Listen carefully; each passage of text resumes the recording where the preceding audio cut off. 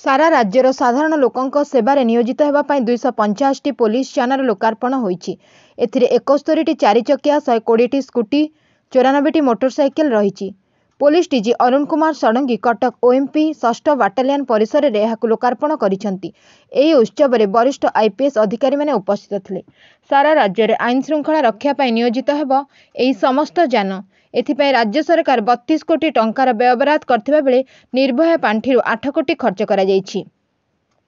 एहा द्वारा आईन श्रृंखला रे सुधार आसिबा सह महिला और शिशुंक सुरक्षा पई स्वतंत्र ध्यान दिया जाय परिबो। पुलिस रे 237 टी विभिन्न कैटेगरी गाड़ी को आम फ्लैग अप करूँ। यही वर्ष सेकेंड पर्याय रे 237 गाड़ी किणाई। आगुरी 285 गाड़ी विभिन्न कैटेगरी किणाई एवं ये जो 500 रु अधिक गाड़ी बर्तमान ओडिशा पुलिस चलो। ओडिशा पुलिस को वेगवान कर अपराध अनुसंधान और अपराध निराकरण एवं आईन श्रृंखला परिस्थिति पुलिस को साहाय्य कर। मानव संबल व्यतीत आमर जो अन्य संबल अच्छी इंफ्रास्ट्रक्चर अच्छी तार पूरण पर सरकार सब ध्यान देती एवं सरकार तरफ यथोचित अनुदान आमको प्रदान कराऊँगी जमीती ओडिशा पुलिस आधुनिकीकरण हम ओडिशा पुलिस गतिशील हम क्रियाशील हम एवं अति अल्प दिन भितर खूब समय भितर आम गाड़ी गुड़ा किणिकी तार यूटिलाइज कर।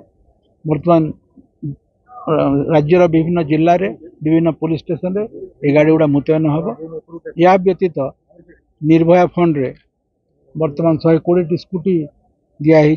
ये निर्भया फंड हूँ सेंट्रल गवर्नमेंट गोटे फंड जे महिला और शिशुंकर अपराध मुकाबला करने पुलिस को बलशाली करने ये फंड रे आवश्यकता रही दिखती से आम विभिन्न प्रकार सरंजाम एवं थर आम स्कूटी किणुचु।